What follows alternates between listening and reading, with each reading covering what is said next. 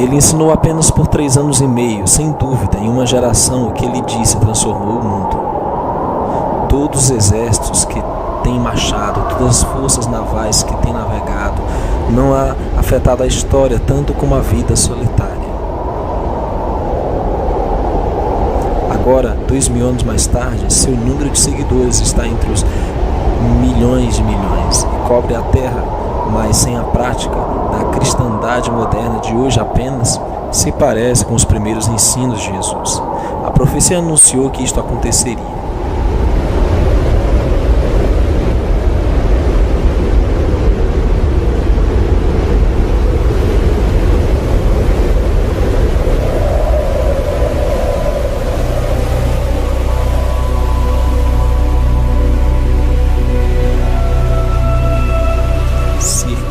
Ano de 91, prisão da ilha de Patmos.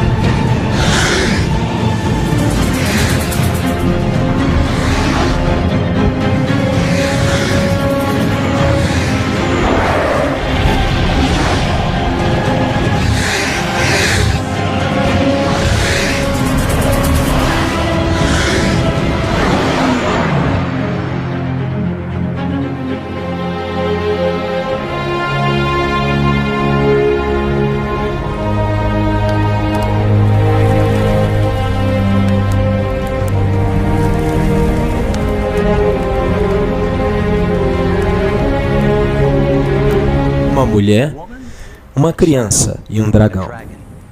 À primeira vista, isto pode parecer como os ingredientes para um conto aterrador de fadas. De fato, as cenas alarmantes que acabou de presenciar são parte de uma profecia verdadeira e poderosa dada ao apóstolo João, quase 2000 anos atrás. O que nos diz essa profecia encontrada em Apocalipse 12? Simboliza algum caso que aconteceu há milhares de anos atrás? Ou descreve as coisas que vão acontecer em um futuro próximo? E quem a mulher, o dragão e a criança representam? Junte-se a nós. Agora, enquanto investigamos um mundo que você nunca viu, como somos parte dele. Apocalipse, a noiva, a besta e Babilônia.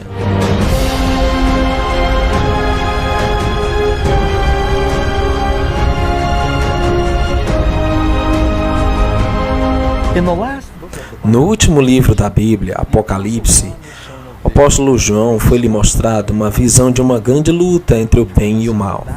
É uma profecia de uma batalha que há estado intensificante atrás da cena desde o começo dos tempos. Os segredos por detrás dessa profecia têm sido envoltos em mistério por séculos, até agora.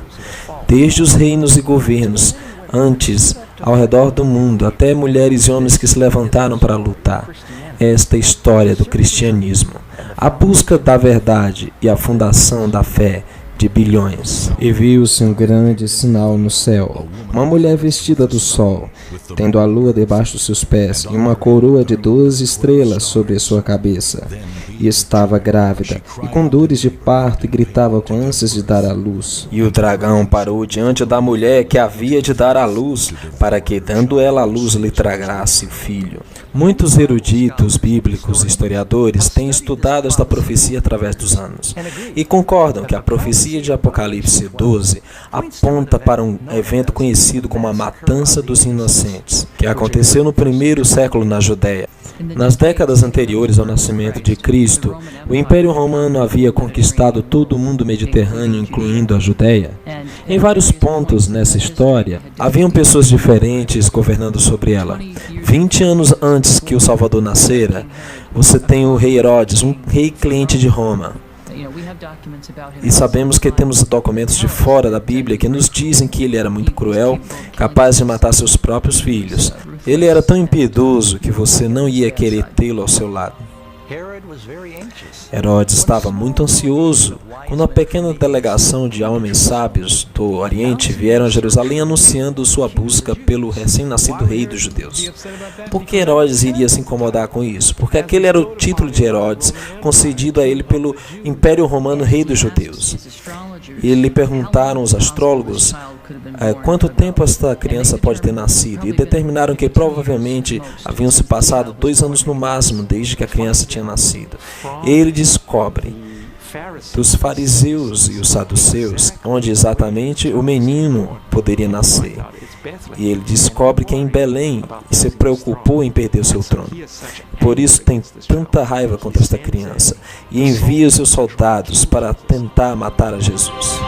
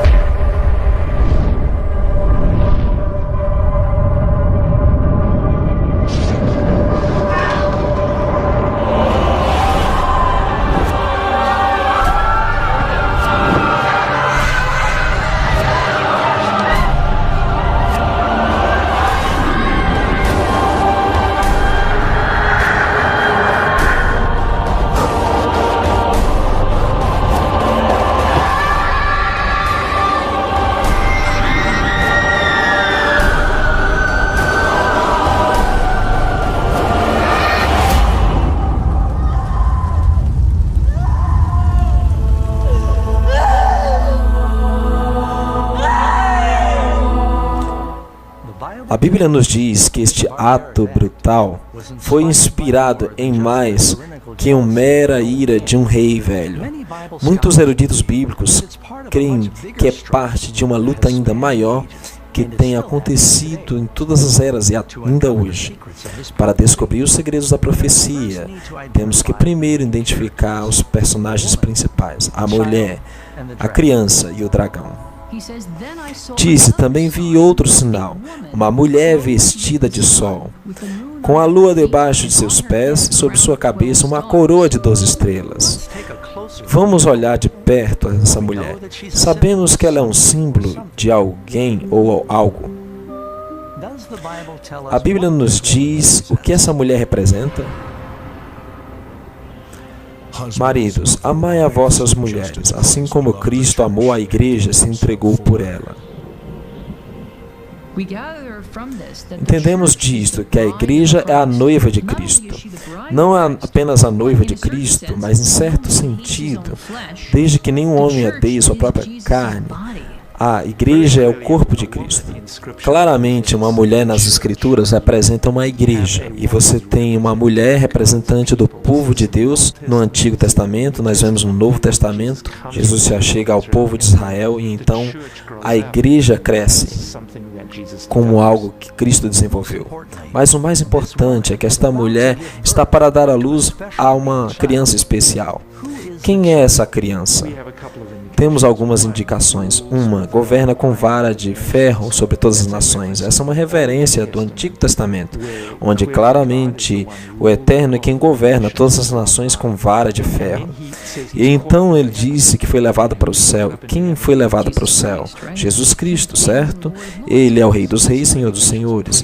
Então há muitas indicações de que definitivamente fala de Jesus. Agora vamos considerar o arquivilão nesta importante profecia, o dragão.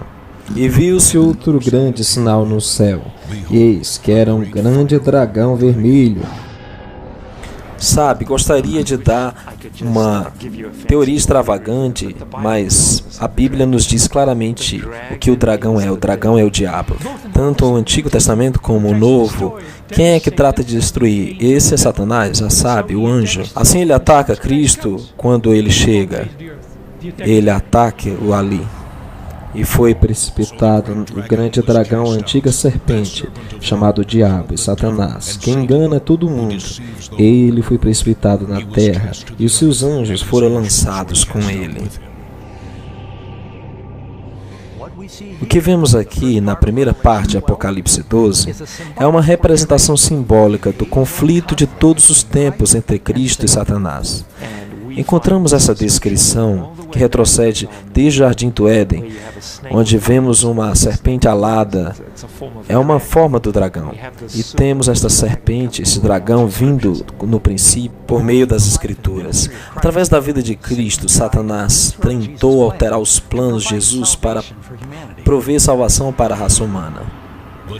Pois ele foi ferido por nossas transgressões, ele foi machucado por nossas iniquidades. O castigo que nos traz a paz estava sobre ele, e por suas feridas fomos sarados. Em várias ocasiões, eles tentaram expulsá-lo das sinagogas. Eles tentaram silenciá-lo, torturaram publicamente. A mesma estratégia de Satanás para atrapalhar o plano da salvação foi totalmente destroçado quando o Salvador se levantou dos mortos. E o seu filho foi arrebatado para Deus e para o seu trono. Com o Filho de Deus fisicamente fora do seu alcance, o diabo dirigiu toda a sua fúria contra os seguidores de Jesus, os cristãos. Ele fez mais disto por meio do poder cruel da Roma imperial. E quando o dragão viu que fora lançado na terra, perseguiu a mulher que dará à luz o filho homem. O cristianismo era uma pequena minoria sofrida que não tinha status oficial no Império Romano e havia uma série de perseguições, algumas das quais foram bem severas. Um dos papéis da religião dentro do Império Romano era assegurar o bem-estar do Estado. A ideia era que se os deuses fossem adorados apropriadamente, então estariam a favor do Império. Se não fossem adorados apropriadamente, então coisas malignas aconteceriam ao Império como resultado da ira divina. Eles não queriam sacrificar os deuses. E os deuses nesse momento incluíam também o imperador. Então é fácil considerar essas pessoas como bodes expiatórios. Basicamente, se algo vai mal é porque provavelmente tem cristãos ao redor que se recusam a dar aos deuses o que lhes corresponde. Claro que tinha que puni-los. O castigo significa com frequência a morte. O que as pessoas pensavam é que eram os cristãos reunidos também pareciam fazer amor com seus irmãos e irmãs, porque haviam rumores de que eles cometiam incestos. Cristãos costumavam chamar-se entre si irmãos e irmãs e costumavam comer a carne de Cristo. As pessoas escutavam aparentemente que os cristãos estavam comendo crianças. Então, quando os pagãos ouviram sobre isso, pensavam pior. Os cristãos foram progressivamente despojados de seus cargos civis, suas posições militares, seus livros foram confiscados, suas casas destruídas, tudo na ansiedade de que estavam debilitando o bem-estar do Estado. Enquanto a igreja primitiva sofria debaixo desta perseguição devastadora de Roma, suas vidas se converteram em um testemunho poderoso para a igreja. Enquanto os pagãos viviam costume e temor supersticioso, esses cristãos enfrentavam tortura e morte com uma paz sobrenatural. O que Nero fez foi lhes deu de comida aos leões e os amarrava em pilares e colocava piche sobre eles e os queimavam para que as festividades continuassem toda noite. Eles foram estirados, assassinados por gladiadores, toda maneira criativa que se pode se dispor pelos cristãos. Ao enfrentarem essa dor em suas vidas, cantavam e se regozijavam, e milhares pagavam por sua fé. Suas orações na morte verteram essencialmente em semente para a nova igreja. As pessoas são cativadas, como as pessoas estavam morrendo, que imediatamente a reação foi: quero registrar-me. E assim os cristãos se propagaram como pólvora, quanto mais se posicionavam por sua fé. É verdade que tem que ser enfatizado que a igreja primitiva, apesar dos intentos de opressão e extremados autocráticos e potentes imperadores, pressionaram firmemente contra os cristãos e ainda assim ela sobreviveu. Tertuliano argumenta que sempre que havia uma fome ou uma peste, todos diziam: cristãos aos leões. E logo diziam com sarcasmo: como tantos podem ser devorados por poucos, querendo dizer, você não pode destruir a todos nós. Durante este tempo de crescimento exponencial, os cristãos em todo o Império Romano, literalmente, estiveram na clandestinidade. Esse labirinto de túneis e aposentos debaixo das cidades romanas se conhecem como catatumbas. Agora, é muito importante entender as catatumbas. Muitas pessoas pensavam que haviam cavernas naturais debaixo de Roma, e os cristãos simplesmente se enfiavam lá. As catatumbas, quase sem exceção, não são cavernas naturais, foram escavadas pelos cristãos. Então, os cristãos fizeram um completo labirinto subterrâneo, e todos os cultos eram mantidos lá, nas mesmas tumbas dos mártires. Em segundo lugar, é que mesmo sendo enterrados e os mortos é muito significante. Os cristãos creem numa ressurreição da carne. E hoje, claro, essa crença foi mudada durante os séculos do primeiro entendimento dos cristãos, que seriam ressuscitados e na precisa forma corporal. Portanto, optaram por enterrar seus mortos em vez de incinerá-los. Portanto, quando alguém os via enterrando seus mortos, especialmente em momentos em que havia intensas ondas de perseguição, era como dizer-lhes: venha investigar-me, já que posso ser um cristão. No ano 306 depois do Salvador, um novo imperador romano logo chegou ao poder. E as coisas começaram a mudar rapidamente. Constantino o Grande foi um militar capaz e um político astuto. Então, Constantino teve que ir contra uma série de guerras civis para atingir seu objetivo político de se converter em imperador, e esse objetivo não tinha nada a ver com o cristianismo. Vai desde a Gália, a atual França, de onde sua base de poder, para enfrentar seu rival, Magancio, na Itália. Constantino se mobiliza desde o norte e o Monte Piemonte, na Itália, a um largo campo, e ganha uma batalha atrás da outra. Enquanto marchava com seu exército, teve um sonho uma noite onde Deus veio até ele e lhe disse: te converterás em um cristão e colocarás este sinal em teu escudo e vencerás. Pouco depois de que efetivamente teve uma visão na qual a história nos diz que foi vista por seu exército, assim como por ele mesmo. Levantou a vista ao sol e viu uma cruz de luz por cima dele e as letras gregas Teutonica, que significa: com este sinal vencerás.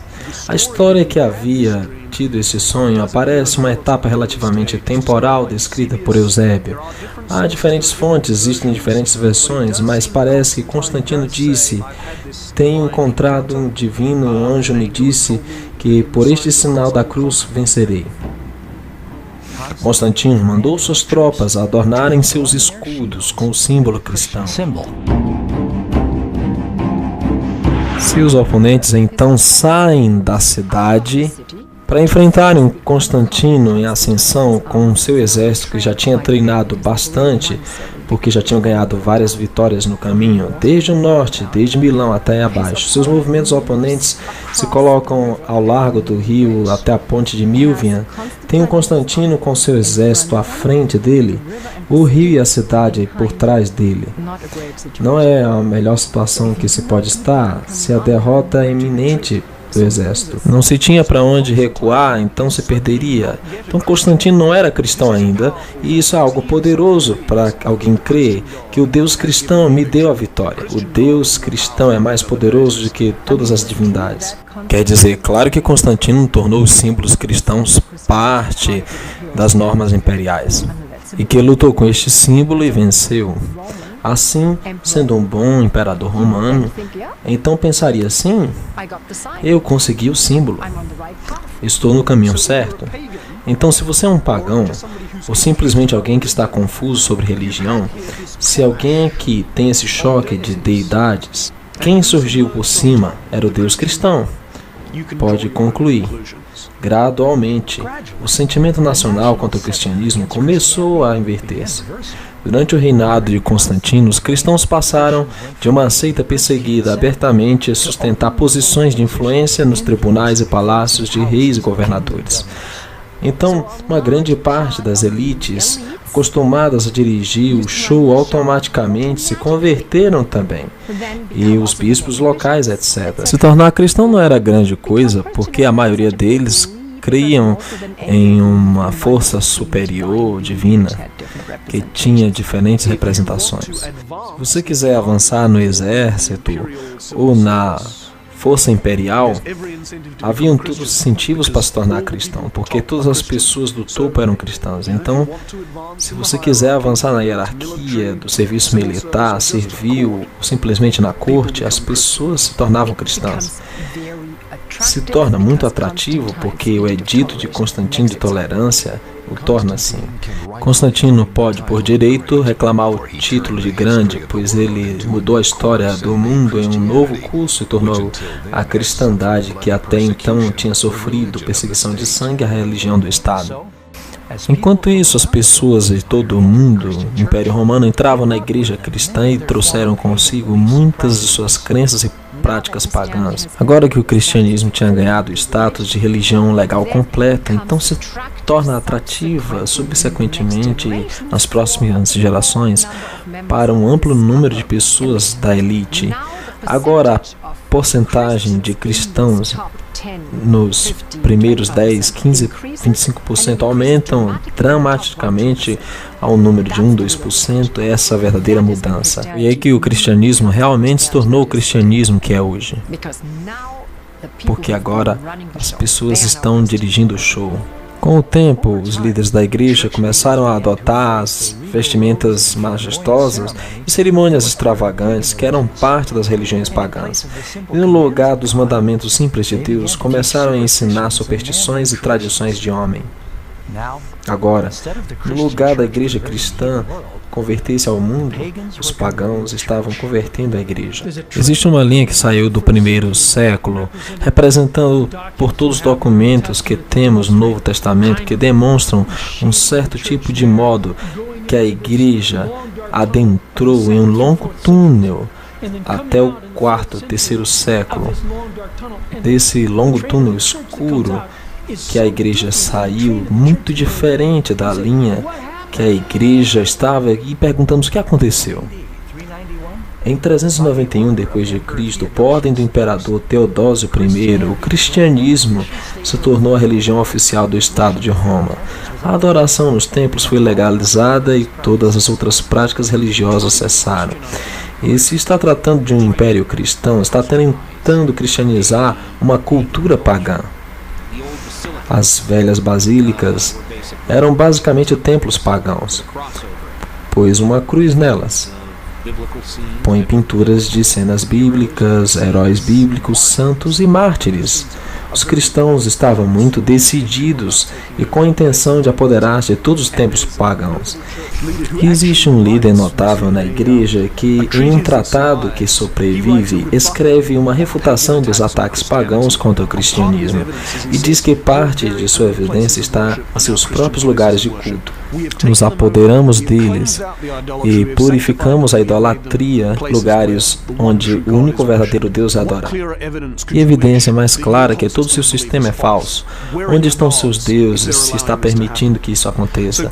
Então os cristãos deliberadamente, de propósito, como estratégia, tomam não somente os lugares, mas as ideias dos rituais e como creem, os transformam em avançar a sua causa, difundindo o cristianismo. O que sabemos é que até a extensão pela qual creem que isto e dizem, bem, até que ponto é legítimo fazer isso e em que momento começamos a tomar outras ideias? A velocidade com que a igreja primitiva deslizou em apostasia te deixará sem reação. Enquanto milhões de pagãos rapidamente se uniram às igrejas, naturalmente relutantes em desfazer-se de seus tesouros idólatras, os romanos e os gregos estavam tão acostumados a estar circundados de símbolos de deidades que começaram a fazer o mesmo com o cristianismo.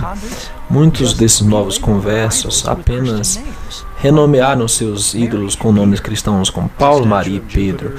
Uma estátua de Júpiter se converteu na estátua de Pedro, e sabemos que devido a um disco de sol que possui justo sobre sua cabeça, indica que esse não é Pedro, mas uma estátua pagã que foi renomeada. Em vez de Rômulo e Rêmulo, por que não os mártires? Dois grandes mártires, com Cosmo e Damião. As representações de Ísis, uma deusa originalmente egípcia, mas tinha se tornado muito já grega, se torna a representação de Maria levando seu filho. Você tem uma mãe e uma criança na tradição toda a história. Mitraísmo se tem na Babilônia, se tem até o tempo da Pérsia. Parece que Maria adquiriu algumas das características que estavam associadas com as outras deusas.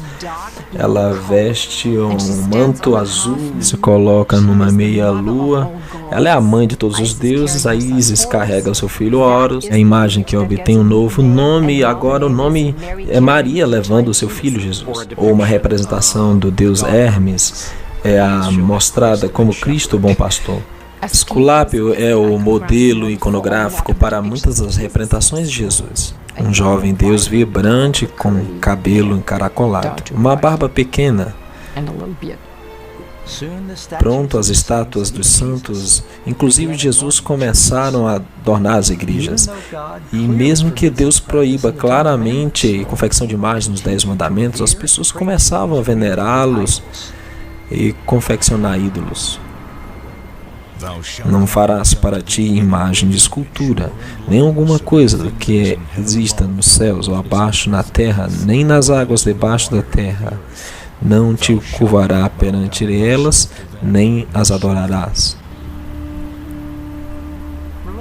Relacionado com o último ponto entre a veneração de Maria, a mãe de Jesus, se bem que é certo que Maria foi uma mulher fiel e honrada por ser sua mãe, as Escrituras em nenhuma parte ensinam que deva ser divinizada ou adorada. Maria sempre havia sido importante na história cristã, mas por volta da Idade Média se tornou elevada quase a uma, olhando separadamente, uma divindade.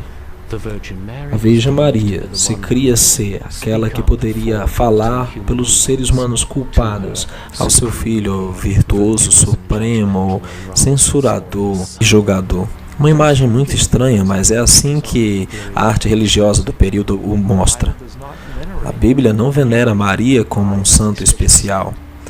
A levanta como uma mulher maravilhosa e pura, usada por Deus para dar a luz ao Messias. Sem dúvida, o Concílio de Nicéia em 325, a igreja elevou a estatura de uma deusa e comediadora com Cristo.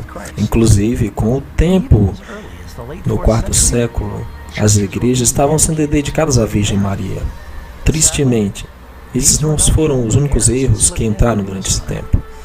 Na época apostólica, o batismo era uma cerimônia sagrada reservada apenas para aqueles com idade suficiente para tomar uma decisão racional por Cristo. Era um testemunho público de aceitação de Cristo e seu perdão. O batismo representa literalmente estar morto e enterrado a nossa velha vida de pecado e ressuscitado, nascer de novo para a nova vida em Cristo.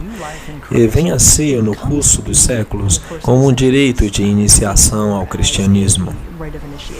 E começa a acontecer nas primeiras etapas da vida, está apenas ao final da infância e começa a estar pronto para fazer esse compromisso com a sua fé. A cerimônia do batismo era também realizada em um lago, um rio, onde a pessoa podia ser totalmente submergida, simbolizando que estava lavando completamente seus pecados. A prática do batismo foi pouco a pouco alterada pela igreja. Centenas de anos depois de Cristo, o derramamento de água, o gotejamento, foram apresentados como a forma mais cômoda de batismo. Isso, na verdade, debilitou o poderoso simbolismo do serviço e contradiz o exemplo de Jesus, que foi batizado por imersão.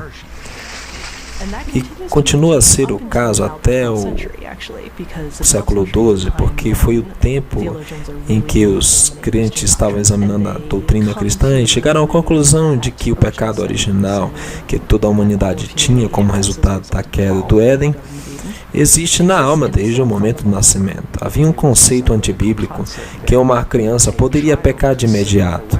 E assim, portanto, se a pecado estava em perigo de ir ao inferno e arder para sempre.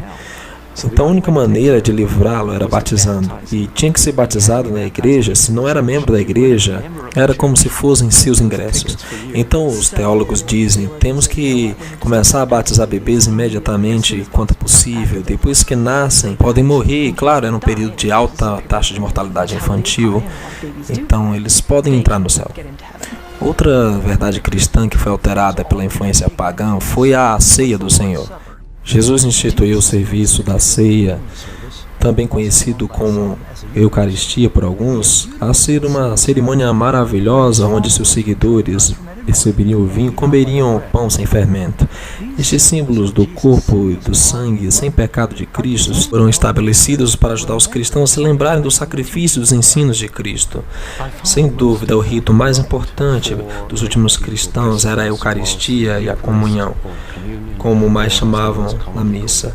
Homens e mulheres se reuniam e tomavam a ceia. Celebravam o que nós chamaríamos de ceia e tomavam o corpo e o sangue de Cristo. Mas, novamente, debaixo da influência de rituais pagãos, todo o culto foi mudado pelos líderes da igreja em uma cerimônia mística e um novo ritual de um vinho fermentado, e o sacerdote parecia ter poder de transformar o pão e o vinho em o verdadeiro sangue de Cristo. Esta é a transubstanciação, a ideia de que um sacerdote transforma a Eucaristia no corpo e no sangue de Cristo. E através da pronunciação da fórmula "Hoc est nihil corpo meu", este é meu corpo, eram palavras poderosas consideradas terem a propriedade que, quando eram pronunciadas, Deus as transformava na natureza do pão e do vinho no corpo e sangue de um Cristo ressuscitado. Até o ponto onde mais tarde dizem, estamos criando um Deus, em falar as palavras da mistagogia. Em essência, o que ocorreu no altar era como o pão se convertia no corpo e o vinho se convertia no sangue, mas pareciam pão e vinho. Esta oferenda de sacrifício na Eucaristia, este sacrifício de louvor, esta comida de comunhão, transformaram não na memória do sacrifício, mas no próprio sacrifício, e está dando a salvação. Criam e ensinavam que na missa, Jesus Cristo, na pessoa do sacerdote, sacrificava a Cristo, a Deus o Pai, e assim ganhava o bem, ganhava um tanto de santidade, a qual a igreja pode então contar como benefícios essa missa. Porque as pessoas creem que ao celebrar uma missa estavam fazendo algo bom que era oferecido a Deus. Havia uma justificação teológica para fazê-lo muitas e muitas vezes. Em 1415 d.C., no Concílio de Constança, líderes da igreja decretaram que somente os sacerdotes poderiam beber o vinho e que os leigos só receberiam o pão. Sem dúvida, a Bíblia claramente diz que quando Jesus estabeleceu a ceia, todos beberam dela. Cerca de 300 anos depois de Cristo, a igreja começou a desviar-se de outros dos 10 mandamentos, especificamente o 4º mandamento, que requer que nos lembremos do 7º dia como dia de repouso. Lembra-te do dia de sábado para o santificar. 6 dias trabalharás e farás toda a tua obra, mas o 7º dia é o sábado do Senhor teu Deus. No Império Romano, o judaísmo era uma religião antiga, e todas as religiões antigas eram respeitadas. Quando os judeus seguiram pelejando contra Roma, havia sido como uma espécie de guarda-chuva de segurança sobre o judaísmo, se tornou como um para-raios para a cristandade. Os cristãos se tornaram alienados dos judeus, os judeus os perseguiam e assim tentaram se distanciar dos judeus. Os líderes da igreja começaram a desmerecer o 7º dia de descanso dos 10 mandamentos em preferência pelo mais popular domingo romano. Alguns cristãos erroneamente cometeram o erro que deviam jejuar no sábado, mas que podiam festejar no domingo, e é o que os pagãos faziam. Festejavam no domingo e jejuavam no sábado. Não é um conceito judeu. Os judeus jejuavam na sexta e festejavam no sábado. Por isso que alguns cristãos criam. Então, se você está jejuando um dia, festejando no próximo, você pode adivinhar qual é o dia mais popular. E Cristo ressuscitou no domingo, e há uma tendência muito natural para isso, marcar e celebrar. Uma terceira razão, e essa era a influência do culto ao sol que entra na igreja. Quando o culto ao sol começa a reaparecer na igreja, Constantino pode usar isso para levar a exaltação do domingo, o dia do sol, como o dia em que as pessoas devem adorar. Este afastamento gradual da lei de Deus durante os séculos, a maioria se surpreende quando ouve que a observância do domingo não tem fundamento na Bíblia. No ano 313, Constantino publicou o Edito de Milão, estabelecendo o domingo como dia de descanso. A lei dominical do imperador não teve nada a ver com o cristianismo. Na realidade, era para honrar o deus sol greco-romano chamado Hélio e Apolo. O imperador Constantino se converteu a um converso cristão e, devido a permanecer parcial ao deus Sol, o imperador Constantino mudou o dia de adoração do sábado para domingo, como havia sido tradicional no judaísmo, obviamente para o domingo, o dia do deus Sol. E desde então, as pessoas cristãs, pelo menos em grande parte, tinham o dia de adoração no domingo ao invés do sábado. Isto é claro de outro edito de Constantino, dado em 321 d.C., quando o imperador ordenou: no venerável dia do sol, que todos os magistrados e povos residindo nas cidades repousem, que todos os comércios sejam fechados. Note, o aviso utiliza a palavra dom, sol. Também se registrou que Constantino o Grande fez uma lei para o Império Romano que o domingo devia ser guardado como dia de descanso. Esta mudança não se infiltrou na igreja da noite para o dia. A história nos diz que por décadas, o 7º dia, o sábado, junto com o domingo, foram observados ambos como dias santos. A igreja, bem primitiva, claramente está adorando no sábado judeu no tempo dos apóstolos, mas meados do 3º século, isso foi em grande parte abandonado. E está no processo de ser abandonado. No princípio do 4º século, em muitas partes do mundo romano, os cristãos estão, em geral, adorando no domingo. E muitos cristãos, nesse período de tempo, observavam o sábado. Então, aos domingos, eles tinham um culto, lembrando a ressurreição, e iriam para o seu trabalho habitual. É durante a etapa de Constantino que a ideia de transferir a solenidade do sábado para o domingo é expressada pela primeira vez. Séculos atrás, o profeta Daniel havia predito que um poder religioso se levantaria e tentaria mudar os tempos e a lei. Dentro dos 10 mandamentos, só há uma lei que também é um tempo, o sábado. A doutrina do inferno em chamas também foi uma distorção da mitologia pagã. No livro de Apocalipse, a Bíblia ensina que depois do grande dia do juízo, os perdidos serão lançados no lago de fogo. E nesse momento, cada pessoa é castigada de acordo com o que merece.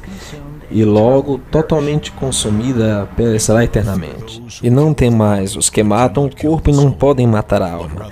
Temei antes aquele que pode fazer perecer no inferno a alma e o corpo.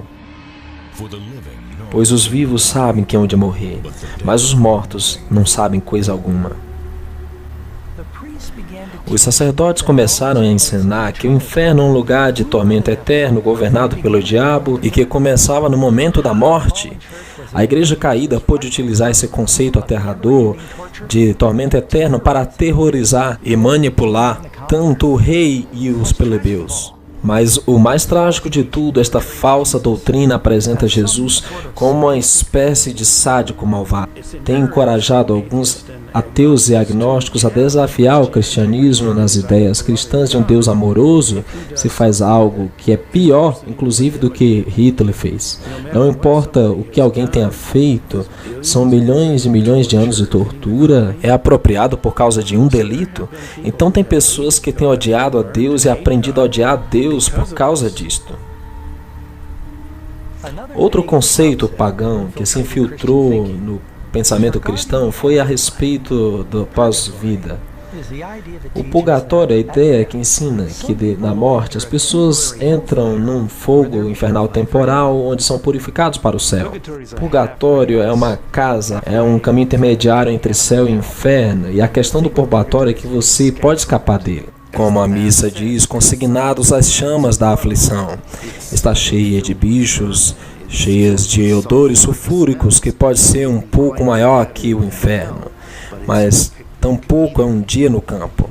A igreja desenvolveu gradualmente, de novo, cresceu na igreja, pouco a pouco, a ideia de que qualquer um que morre com suas obras de satisfação incompletas provavelmente pagaria em algum lugar de sofrimento após a morte, depurados de seus pecados e ofensas que tem cometido na vida.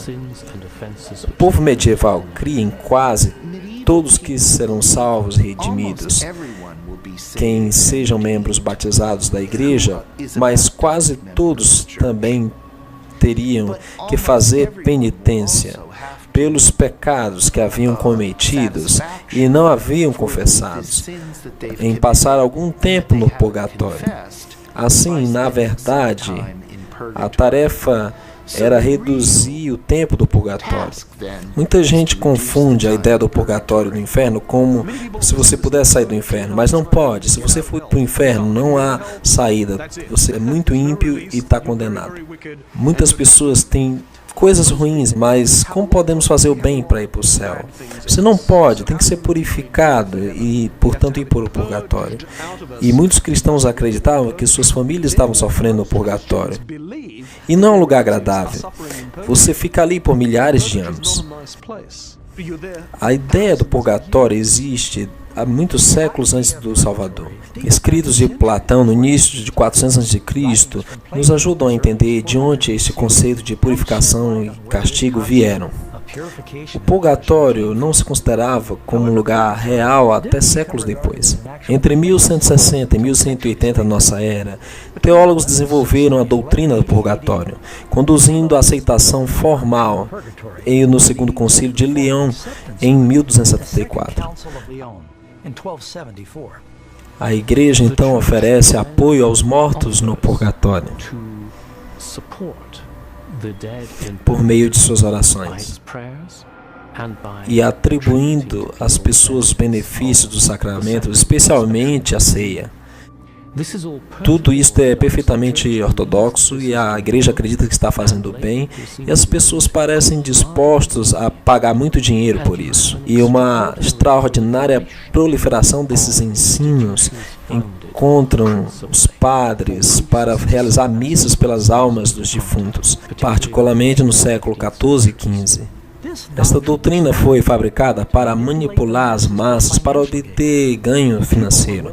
As pessoas estavam dispostas a pagar grandes quantias de dinheiro para liberar seus queridos do purgatório. Claro, os crentes nunca poderiam ter certeza quando alguém deixava o purgatório. Então, muito dinheiro fluía nos bolsos dos padres corruptos, tanta gente saindo para levantar dinheiro e encorajar as pessoas a dar o dinheiro para a igreja para livrar do purgatório, para que pudessem financiar edifícios elaborados.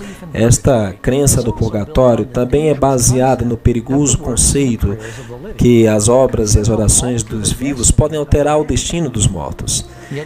Sem dúvida, Jesus deixou muito claro que não há limbo ou purgatório. Depois da morte, o próximo pensamento consciente era a ressurreição e a recompensa eterna. Não vos maravilheis disto, porque vem a hora em que todos os que estão nos sepulcros ouvirão sua voz. E os que fizeram o bem sairão para a ressurreição da vida, e os que fizeram o mal para a ressurreição da condenação. A mensagem central do Evangelho é como obter perdão. Esta foi outra verdade bíblica maior que foi corrompida. Era ensinado que se uma pessoa quer ser perdoada, ele ou ela devem primeiro confessar seus pecados a um padre, e que era chamado o sacramento da penitência, ou comumente conhecido como confissão. Então, para compensar a bondade insuficiente de nossas ações erradas, todos nós, como membros e clero, devemos todos confessar nossos pecados pelo menos uma vez por ano, de preferência a um sacerdote.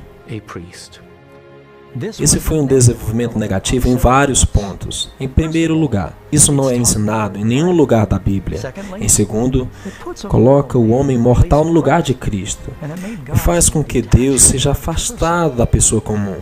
E ao mesmo tempo, coloca o padre numa situação embaraçosa, ouvir todos os malfeitos de seus confessores.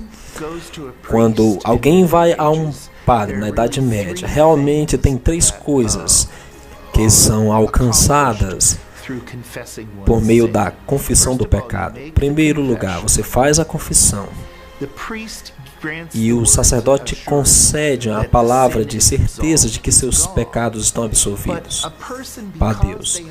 Mas uma pessoa, porque tem violado as leis da igreja e os ensinos de Cristo, tem que realizar uma obra de penitência para compensar o pecado que cometeram. A Bíblia ensina que a humanidade não pode fazer nada para salvar-se. Por isso, Jesus veio a este mundo. As Escrituras ensinam que salvação depende inteiramente da nossa confiança em Deus pela misericórdia e graça, que não merecemos. É um dom magnífico que não pode ser ganho por nossos esforços ou boas obras. Mesmo a obediência vem por meio do dom da graça. A doutrina do Novo Testamento de salvação pela fé é amplamente ensinada e compreendida hoje. Mas durante as trevas da Idade Média, era mais fácil convencer as massas analfabetas que tinham que realizar boas obras para ganhar o favor de Deus. As pessoas eram ensinadas que se algum pecador tivesse esperança de apaziguar a Deus, ele ou ela tinham que pagar grandes quantias de dinheiro, realizar atos piedosos ou fazer algumas peregrinações. Isso também incluía a tarefa de recitar algumas orações como requisito para obter perdão. 40 Aves Marias, 10 Pai Nossos, colocar uma moeda na coleta. Nas religiões pagãs do mundo, uma ideia de orações repetitivas não era nova. Se cria que podia apaziguar os deuses com constante ecoar de orações, como palavras mágicas. Jesus claramente nos advertiu contra essa forma de oração. E orando, não useis de vãs repetições, como os gentios, que pensam que por muito falarem serão ouvidos.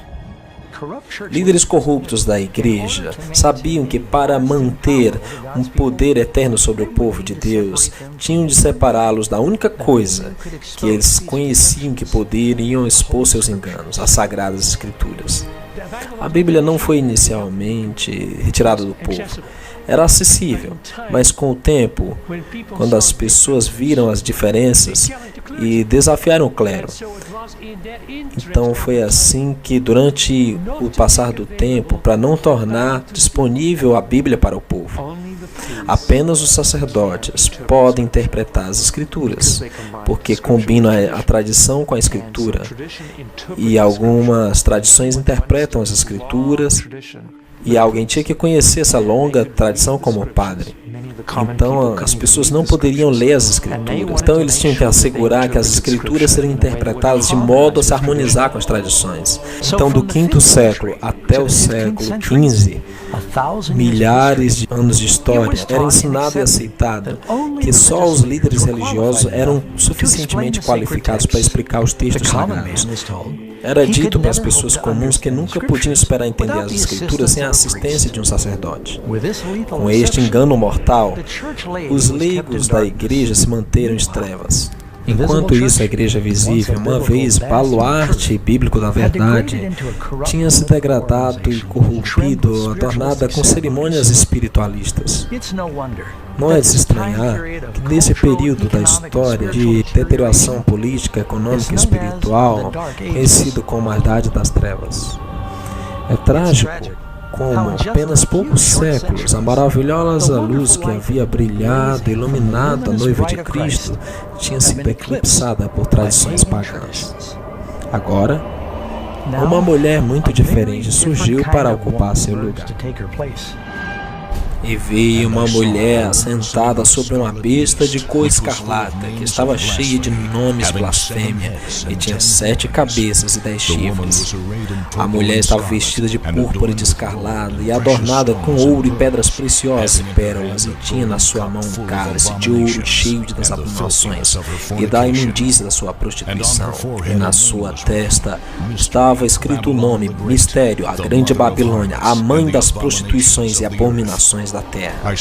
E vi que a mulher estava embriagada do sangue dos santos e do sangue das testemunhas de Jesus.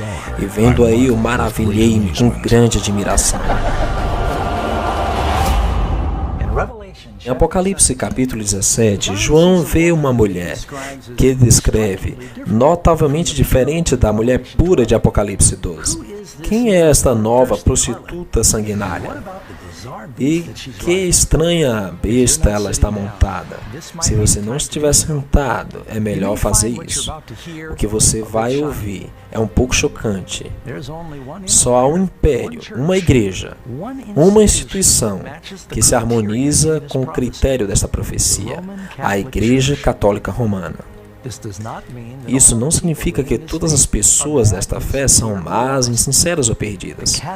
As pessoas católicas estão entre as mais nobres e realizado grandes benfeitos durante a história. É realmente sobre uma luta maior entre poderes espirituais e instituições combatendo sobre as verdades nas Escrituras. Agora precisamos retirar o véu e olhar com cuidado nos fatos. Em Apocalipse 17:1, observamos que esta mulher se senta sobre muitas águas. Felizmente, o anjo explica este símbolo no verso 15. E disse-me: as águas que viste, onde se assenta a prostituta, são povos e multidões e nações e línguas. Então, a mulher que reina sobre uma região densamente povoada. Você já deve ter ouvido a expressão, todos os caminhos levam a Roma. Durante o apogeu de seu governo, os romanos haviam construído uma rede com 50.000 milhas de estrada circulando todo o império. Exatamente quando o Império Romano começou a degradar-se, a Igreja de Roma estava ganhando força. De fato, a Igreja Católica, como se apressou a encher o vácuo que foi deixado pelo Império Romano, e em várias situações, por exemplo, no meio do V século, quando Átila estava cercando Roma com seu exército, o imperador não foi detê-lo, foi o Papa, o Bispo de Roma. Esse tipo de proeminência política como religiosa trata realmente de definir o papel do Papa. A profecia indica também que a mulher está montada em uma besta com 7 cabeças e 10 chifres. Obviamente, essas coisas são símbolos. Essa criatura claramente representa o mesmo monstro com 7 cabeças e 10 chifres que acabamos de ver em conflito com a noiva de Cristo no capítulo 12. É a mesma besta que o mundo está sendo obrigado a adorar no capítulo 13. Então, o que representam essas 7 cabeças e 10 chifres? As 7 cabeças são 7 montes sobre as quais se assenta a mulher. Os 10 chifres que viste são 10 reis. Só há uma cidade em todo o mundo que se assenta em 7 colinas como esta cidade. É a cidade de Roma. Não há mais dúvida na mente do expositor que quando João está falando sobre esta mulher, está falando sobre Roma. Então você vê a conexão aqui. 7 cabeças, 7 montes. Você vai a Apocalipse 12, 7 cabeças, Apocalipse 13, fala das 7 cabeças. Há uma continuidade aqui. É dentro da cidade de Roma, chamada a cidade das 7 colinas, que a área inteira da propriedade do Estado do Vaticano se encontra atualmente. Só uma igreja, que também é um país independente e tem poder político mundial, o Vaticano. Este país, com a menor população do mundo, foi estabelecido como um estado independente com 109 hectares em Roma. Detrás dos muros da cidade do Vaticano, tem menos de 1.000 pessoas vivendo em um país pequeno, que é governado pelo Papa, que tem poder absoluto executivo, legislativo e judicial. Embaixadores de todo o mundo se reúnem com o Papa e seus representantes, buscando a influência e orientação deste poder religioso internacional. Até as Nações Unidas se reúnem para ser dirigidas pelo Papa. Quando o Império Romano no Ocidente caiu, seu território foi fragmentado em 10 divisões primárias. Os 10 chifres representam os 10 reis e reinos, dos quais Roma Imperial foi finalmente dividida. Os 10 chifres são uma descrição de Roma, que nos leva a 10 pequenos reinos. Durante a história do catolicismo tem dominado muitos reinos. Então você tem a igreja que monta um poder político, porque a mulher monta a besta. Então por muitos séculos ela está no controle. E você tem uma união entre igreja e Estado. Os nomes de blasfêmia são também outro elemento chave para a profecia. Aponta diretamente para a Igreja Católica Romana. Sustentamos na terra o lugar do Deus Todo-Poderoso. Isso coloca o homem mortal na posição de Deus e finalmente exata definição da blasfêmia. Isso não se pretende questionar a sinceridade de um papa específico, mas a profecia está adereçando o ofício que ele ocupa e a instituição que o representa. A mulher também está vestida de cores únicas. Ela tem cores específicas que são mencionadas aqui. Não é a cor branca, mas agora cores que resultam em realeza e prostituição. Cores específicas que vemos adentrando na igreja histórica mais tarde. Cores dos padres que começaram na igreja. As cores não eram apenas as cores principais dos Césares romanos, mas de acordo com a enciclopédia católica, púrpura é a cor oficial dos bispos, e a escarlata para os cardeais. Além de púrpura e escarlata, vemos que esta prostituta ou igreja corrupta possui vastas riquezas minerais. Quando alguém considera seus tesouros inumeráveis, de ouro, pedras preciosas, a Igreja Católica é de longe a igreja mais rica da Terra.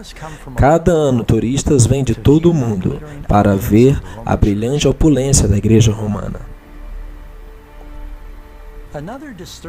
Outra marca preocupante desta mulher se encontra no verso 6. Vi a mulher embriagada com o sangue dos santos e com o sangue dos testemunhas de Jesus. A história revela que a Igreja Romana foi o pior opressor dos cristãos e judeus através dos séculos. De fato, historiadores nos dizem que mais de 50 milhões de mártires foram vítimas da terrível Inquisição e perseguições da Igreja de Roma. Então, o que temos aqui é uma profecia que diz que a Igreja engajaria numa terrível perseguição. E é isso exatamente o que aconteceu.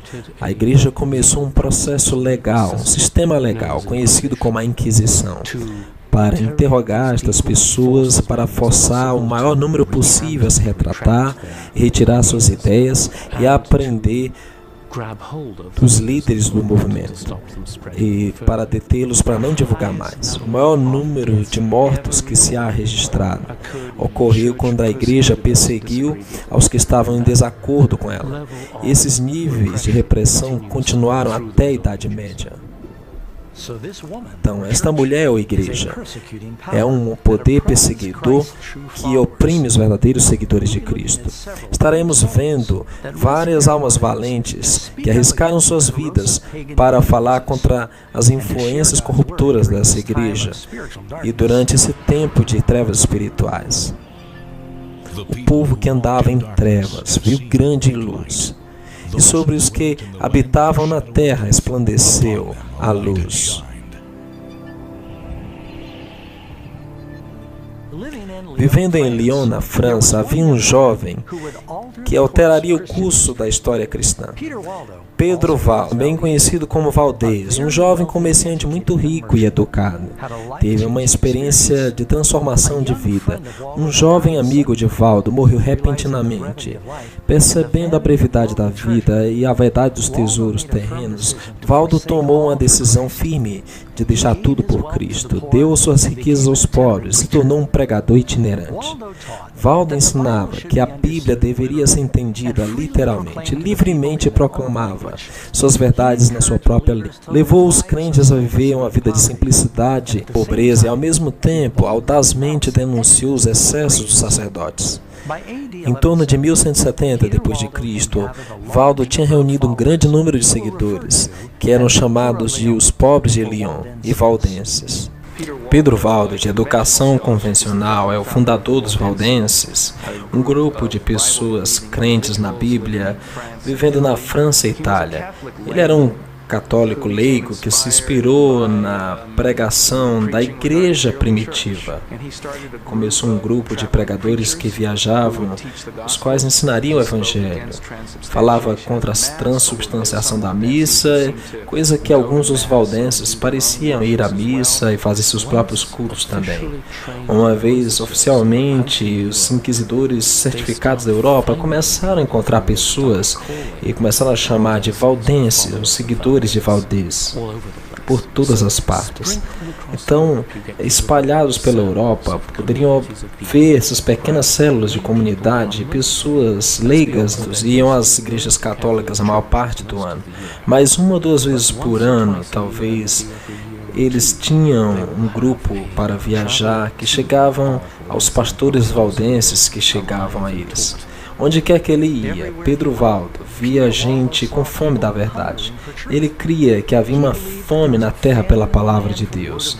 Então Valdo pagou um clérigo para assisti-lo na tradução do Novo Testamento no próprio vernáculo francês. A história é que Valdez encarregou duas pessoas religiosas, estudadas em Lyon, para preparar uma tradução de parte da Bíblia e alguns trechos dos pais em sua própria língua. Algo entre francês e província. É realmente difícil de escrever, mas parece haver estabelecido uma tradição de que as comunidades valdenses tentariam obter cópias das escrituras em outra língua comum das pessoas. Eles levavam consigo as escrituras e atuavam como comerciantes, negociantes, compartilhando as escrituras onde fossem.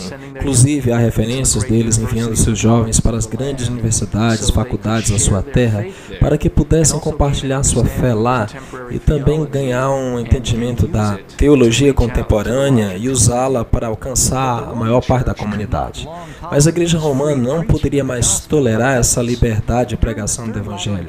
Durante o terceiro concílio de Latrão, em 1179, as ideias de Valdo foram condenadas oficialmente como heresia e pouco depois seus seguidores foram excomungados. Expulsados de Lyon, os valdenses se estabeleceram nos altos vales do Piemont e nos Alpes franceses. Aqui, entre suas famílias, a Bíblia foi tornada seu estudo principal. Os evangelhos de Mateus e João eram submetidos à memorização junto com muitas das epístolas. Sem imprensa, os valdenses frequentemente empregavam copiar à mão as escrituras. Conhecidos por sua adesão estrita da Bíblia, esses pregadores estendiam seus ensinos em toda parte. Enquanto viajavam para evitar a prisão, às vezes copiavam passagens nos bolsos das suas vestimentas e então cuidadosamente compartilhavam com o coração aberto. Mesmo após a morte de Pedro Valdo em 1218, a Igreja Romana continuou ferozmente perseguindo os valdenses.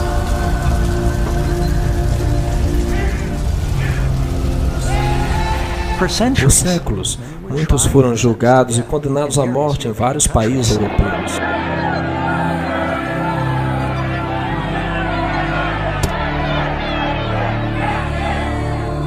O Espírito do Eterno incitou a muitos dentro da igreja, que corajosamente se levantaram e impediram a reforma. Um desses homens foi John Wycliffe, teólogo inglês e pregador leigo, tradutor e professor em Oxford. Sua educação resultou ser uma grande vantagem para ele. Enquanto começou a apontar os erros que estavam espalhados entre o povo de Deus, Wycliffe nunca quis se colocar contra os líderes da igreja, mas ao ver as claras contradições pelo que a Escritura dizia e o que a igreja fazia, ele não podia guardar silêncio. Bem, Wycliffe era uma pessoa muito incomum para se tornar herege, porque ele era catedrático de Oxford, era praticante criado dentro da estrutura do poder da igreja, embora ficasse angustiado com o que ele via ao seu redor. Enquanto via Roma substituindo a Santa Escritura pela tradição, acusou o sacerdócio de privar do pão da vida o povo com fome espiritual. Ele cria que a Bíblia era a única fonte de suprema autoridade e ordenou a tradução da Bíblia. Teve alguns seguidores chamados Lollardos que iam ao redor distribuindo a Escritura e pregando. Eles criam na leitura da Bíblia, aliam a Bíblia de Wycliffe e criam no mesmo tipo de simples piedade que os outros tinham defendido no início do século XII. Esse foi o maior dom que poderia dar ao povo comum. Nenhum documento tem modificado o curso da história, mais que a tradução da Bíblia em inglês. Ele apresentou algumas das verdades que o protestantismo depois traria, e, como acabou de sugerir, seus ensinamentos, apesar de séculos antes, estavam preparando o caminho para muita gente na Inglaterra aceitar a reforma quando chegasse. Wycliffe teve a audácia de declarar que a autoridade universal do Papa não era bíblica. Foi sobre estas condições que, em 22 de maio de 1377, o Papa Gregório XII condenou os escritos de John Wycliffe, indicando que seus ensinos eram perigosos para a Igreja e o Estado. Wycliffe continuou ensinando salvação somente por Cristo e as Escrituras eram infalíveis, em vez da Igreja Romana. Com o tempo, seus escritos e trabalho de reforma se estendiam como ondas sísmicas, influenciando milhões do povo de Deus. Podem ser lidas em qualquer lugar onde há escolásticos, teólogos que poderiam ter acesso. Eles viajavam para a Boêmia inspiraram John Huss também. E Huss compartilhou o ataque sobre a transubstanciação, sobre o poder clérigo e também com Wycliffe sobre a riqueza da igreja. Huss era o único menino pequeno quando faleceu Wycliffe. Pelas obras de Wycliffe tiveram um grande impacto na sua vida. John Huss foi um pregador boêmio e também professor de universidade e capelão do rei.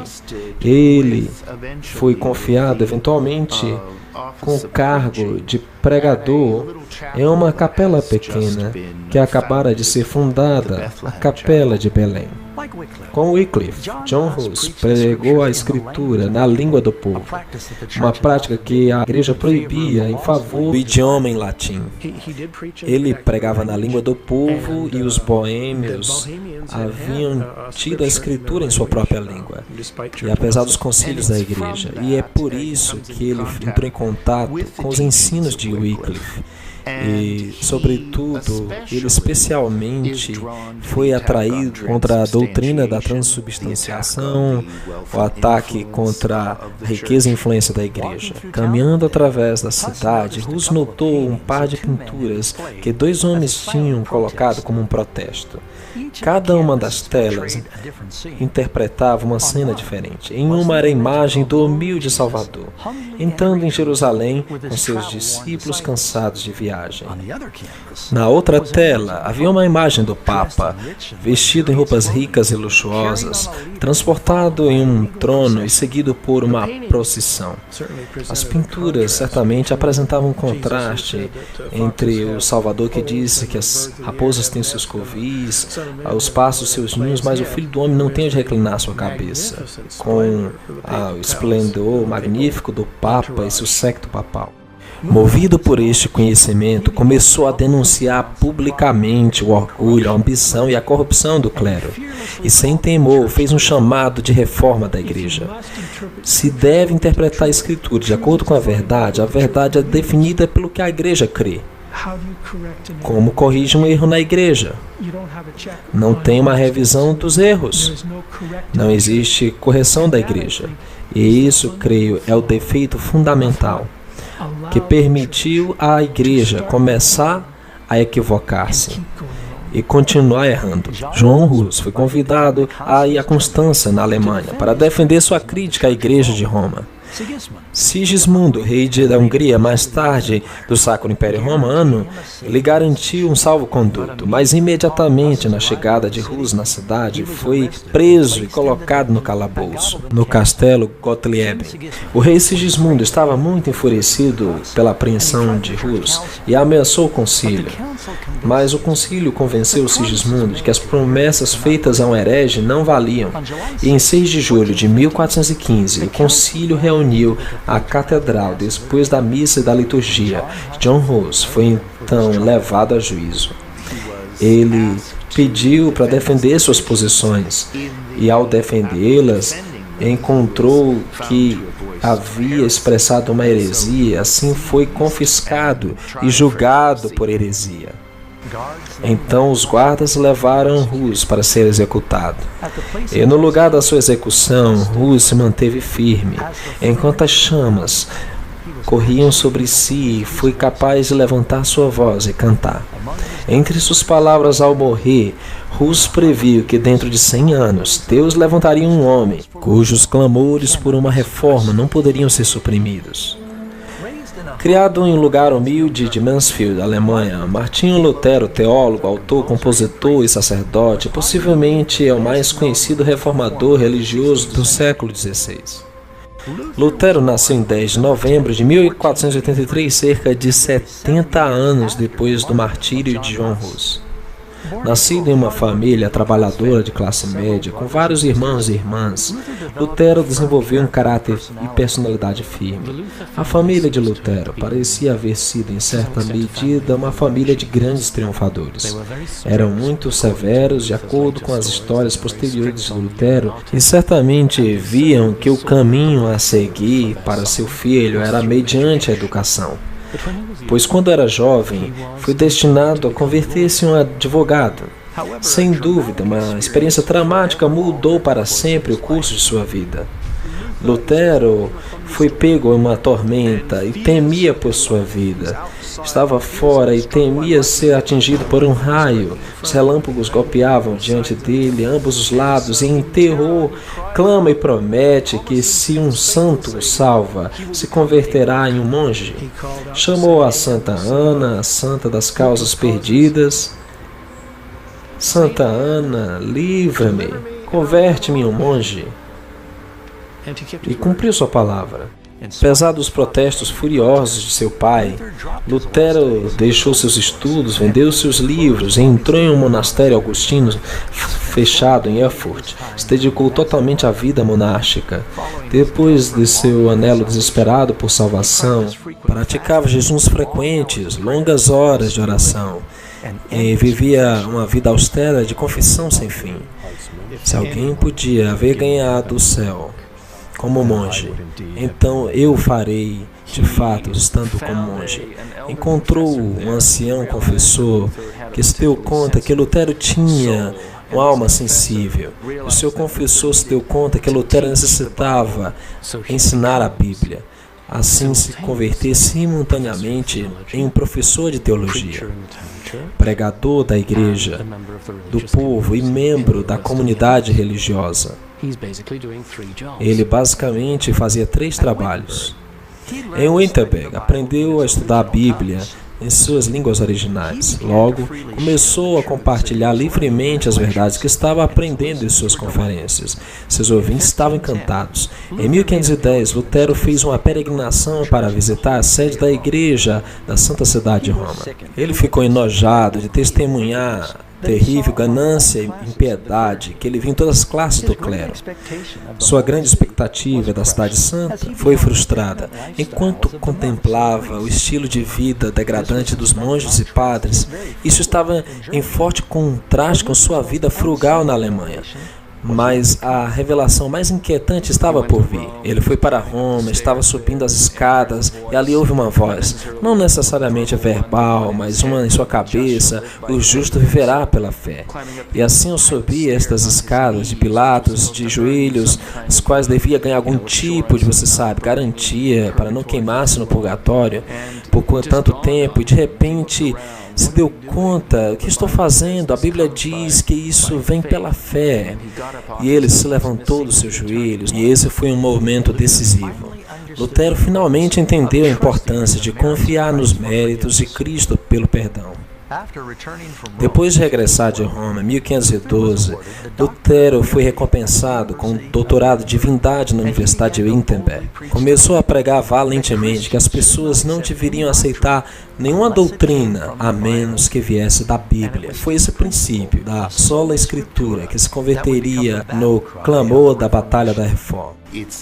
É uma série de 3 tratados em 1520 que apresenta o conceito que agora, desde que a tradição da igreja se tornou tão corrompida pela inovação humana, que a igreja somente deve seguir o testemunho das Escrituras.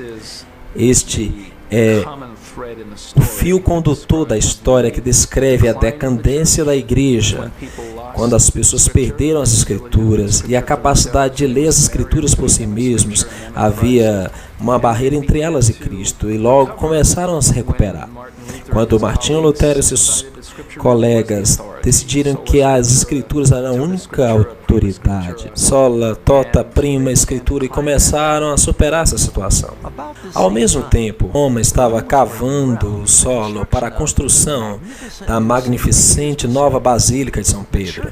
A igreja enviou João Tetzel, um frei dominicano à Alemanha, para vender indulgências, para arrecadar fundos necessários para a catedral. A igreja crê não somente em seus serviços e ofertas podem ajudar os mortos, mas também que o chefe da igreja do Oeste, o Papa, pode, por tão grande abundância de acumulada graça que está na posse da igreja, a igreja pode declarar que há algumas penas para que depois que eles morrerem, simplesmente assim. E isso é chamado indulgência. A completa indulgência plenária absolvia uma pessoa de todos os pecados que haviam cometidos até aquele momento. E assim apressava, de acordo com o ensino da igreja, por meio do purgatório, diretamente ao céu. Ao final da Idade Média, a igreja tinha em sua cabeça o que poderia dizer das pessoas. Sim, você está disposto a fazer uma oferta para a igreja. A igreja te dará uma indulgência, na maneira de uma oferta para a saída de sua família, amigos, parentes, amados. E esse amado escapará das penas do purgatório, supostamente imediatamente. E isso se tornou, por volta do século XIV e XV, uma crença muito popular e as pessoas imploravam pelas indulgências. Quando Lutero soube que seus membros estavam comprando indulgências, ele ficou indignado. Quando as pessoas chegaram a ele mostrando suas indulgências, ele se recusou a honrá-las. Lutero declarou que o que eles realmente precisavam fazer era sinceramente se arrepender e deixar seus pecados. Este foi o primeiro problema que forçou Lutero a batalhar contra sua própria amada igreja. Em 31 de outubro de 1517, Lutero cravou seu famoso protesto nas portas da famosa Igreja de Todos os Santos em Wittenberg. O que são as 95 teses que famosamente foram pregadas no castelo da igreja de Wittenberg? É um convite acadêmico para um debate. A nota de afirmação de 95 teses está basicamente dizendo: estou aqui fazendo propostas e são mais bem redatadas do que você pensa, porque estão bem debatidas. Vamos para uma disputa. As 95 teses é apenas uma série de 95 proposições sobre as quais ele pretendia empreender um debate na universidade. E esta é uma questão normal na prática acadêmica medieval.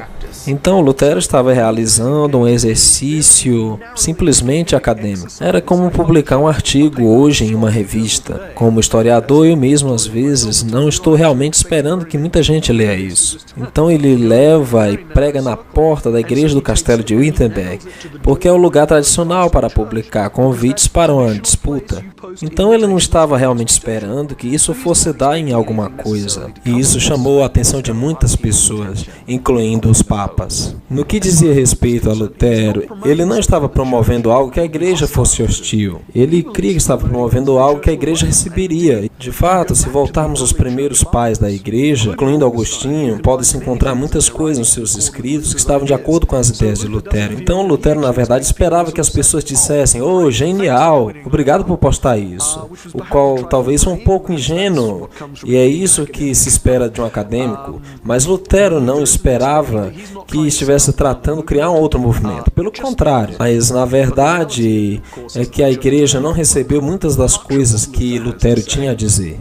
E saiu uma bula papal, significando um tipo de declaração, condenando Lutero e seus escritos, e dizendo que deveria ser submetido a chamas.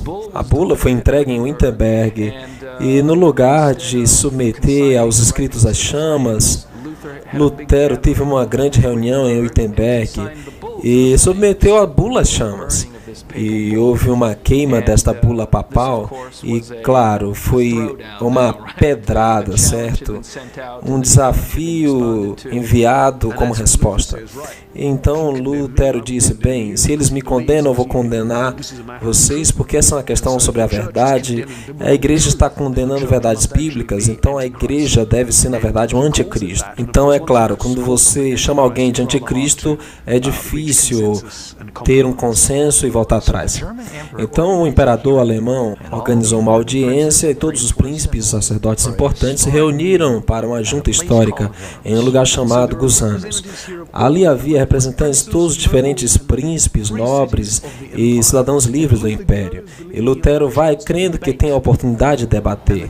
E a igreja sabe que Lutero é um debatedor brilhante, a igreja não quer lhe dar muita chance. Ele foi levado perante o grupo e lhe mostraram uma pilha de livros e lhe fizeram duas perguntas. Estes são os seus livros? E você vai se retratar? Você vai retirar os ensinos que você fez neles. E ele não respondeu imediatamente. Ele disse, bem, são meus livros, mas há muitas coisas escritas ali e preciso de algum tempo para pensar. Ele quase perdeu a paciência, mas finalmente ele no dia seguinte retorna e começa a jogar com palavras. São suas obras, se arrepende, ele diz, você me pede para retratar todas as minhas obras? Tem coisas que a própria igreja concorda, tem escrito sobre alguns males que a igreja realmente concorda. Ele começou a tentar entrar num debate e as autoridades começaram a tratar, não, você vai se retratar ou não? É um momento heróico, especialmente porque no que se refere a Lutero, ele crê que está sendo levado à morte. Es sei denn, ich durch das Zeugnis der Schriften oder durch klares Überzeugnis. A menos que seja convencido pelo testemunho das Escrituras e pela razão clara, porque não confio no Papa ou nos concílios, sendo que é bem conhecido que sempre se contradizem. Me apego às Escrituras, que tem citado, a minha consciência está cativa à palavra de Deus. Não posso e não vou me retratar em nada, desde que não é seguro e contra a consciência. Aqui estou. Não posso fazer outra coisa. Que Deus me ajude. Amém. O conselho não teve muito o que dizer em resposta. Lutero foi declarado criminoso. Sua literatura foi proibida e sua prisão foi ordenada. Disse o documento: queremos que seja preso e castigado como um herege notório. Lutero tinha recebido um salvo-conduto para a dieta de Worms, assim como Hus tinha recebido para a dieta de Constança, pouco mais de 100 anos atrás. E havia essas autoridades que insistiam com o Santo Imperador Romano, assim como o Imperador Sigismundo tinha agido com o conduto de Hus. Carlos V não queria ser conhecido como o segundo imperador que havia descumprido sua parte no salvo-conduto. Então, por qualquer razão, talvez algumas outras, ele permitiu que Lutero deixasse a cidade e regressasse para sua casa. Pensou que provavelmente alguém o mataria no caminho, porque havia uma recompensa por sua cabeça. No lugar disso, por suposto, Lutero foi sequestrado por um grupo armado de homens que estavam trabalhando, na realidade, para Frederico, que tiraria de circulação por algum tempo no castelo de Warburg, que só Frederico sabia a respeito. Ninguém sabia o que tinha acontecido com Lutero. Muita gente achava que ele estava morto. Um ano depois desse exílio solitário que Lutero se refere como meu Patmos, o ex-sacerdote continuou seu trabalho prolífico de escritura e até tentou traduzir o Novo Testamento do grego para o idioma alemão. Agora, cerca de 72 anos antes que Lutero completasse sua tradução do Novo Testamento, Gutenberg mudou a história com a invenção da prensa. Com esta nova tecnologia maravilhosa, a verdade de Deus começou a se espalhar como folhas de outono em toda a Europa. Então, no meio desta grande reforma, o Senhor armou seu povo com a espada de sua palavra. Ao redor deste mesmo tempo, vários outros poderosos campeões da verdade se levantaram de dentro da igreja de Roma. Entre estes homens bravos, valentes, chamados a regressar às Escrituras, tiveram Philippe Melanchthon, Tyndale, João Calvino e John Knox, com o nome de alguns poucos. Enquanto os reformadores pregavam e a imprensa imprimia, as grandes massas aprendiam a palavra de Deus. Gradualmente, a luz da verdade começou a dissolver as cadeias de erro e superstição que haviam atado as pessoas por séculos. Como um sopro de ar fresco da primavera, a Europa experimentou um renascimento religioso. E conhecereis a verdade, e a verdade vos libertará. O livro de Apocalipse também prediz que nos últimos dias o dragão, Satanás, uma vez mais intensificará suas forças para perseguir a igreja de Deus. Se identificam como os que guardam os mandamentos de Deus e têm o testemunho de Jesus. O Apocalipse nos adverte que nos últimos dias haverá uma falsificação da igreja verdadeira que corrompe a verdade das Escrituras. Jesus adverte que enganará o mundo inteiro. Se levantarão falsos cristos e falsos profetas, fazendo grandes sinais e maravilhas para enganar, se possível, os próprios eleitos. Pouco depois deste último engano, Cristo voltará e virá para uma igreja que tem sido purificada de todas as falsas tradições e paganismo. Será uma igreja que exige um assim diz o Senhor para cada doutrina que sustém. Jesus também diz que quando regressar, seu mundo estará absorvido em egoísmo, violência e rebelião. E ouvireis de guerras e rumores de guerras, porque se levantará nação contra nação, e haverá pestes, fomes e terremotos. O amor de muitos se esfriará, e então virá o fim. Esta guerra espiritual tem sido propagada ao longo dos séculos. Está claro que esta profecia está se cumprindo rapidamente. Enquanto esta batalha se intensifica, todos nós enfrentamos uma escolha. Escolhei hoje a quem servireis. Amigos, acabamos de ver como a gloriosa luz da verdade do Eterno foi distorcida através da influência da mitologia. Também vemos como os primeiros cristãos foram seduzidos gradualmente para adotarem rituais pagãos e tradições no lugar da verdade bíblica. Mas logo o Eterno levantou homens e mulheres para resistirem aos erros de um império inteiro. A história agora se repete. Logo, todos se unirão à noiva de Cristo, conseguirão a besta de Babilônia. Qual será a sua posição? A Bíblia é clara. A evidência é irrefutável. A decisão é finalmente sua.